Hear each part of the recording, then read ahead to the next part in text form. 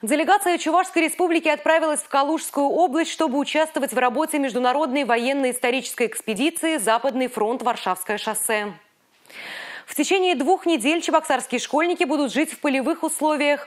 Их главная миссия – поиск останков бойцов Красной армии и установление их имен. Прямо сейчас в Калужской области работает и наша съемочная группа.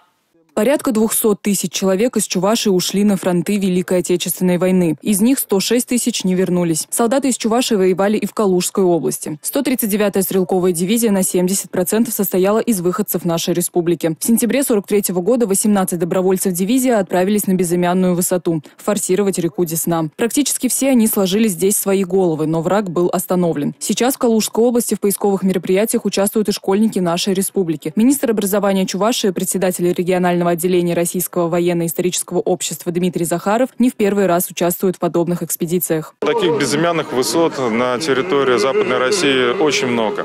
Но здесь нам это место очень близко и по духу, и по эмоциям, потому что это действительно наши уроженцы, наша 139-я стрелковая дивизия. Сегодня мы привезли сюда школьников для того, чтобы они могли прикоснуться к святыне, могли пройти дорогами войны наших дедов и прадедов.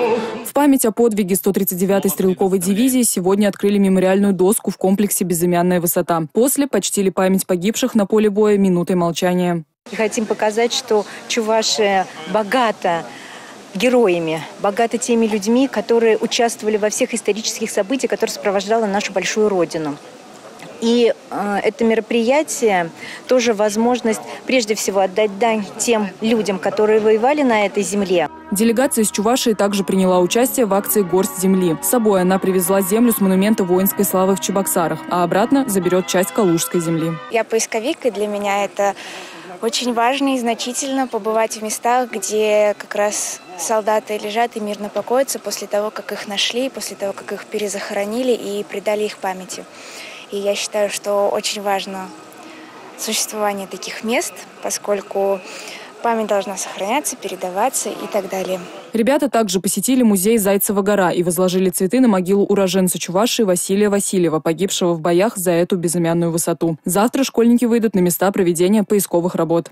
Анна Центовская, Алексей Зотиков, Николай Скворцов, Республика, из Калужской области.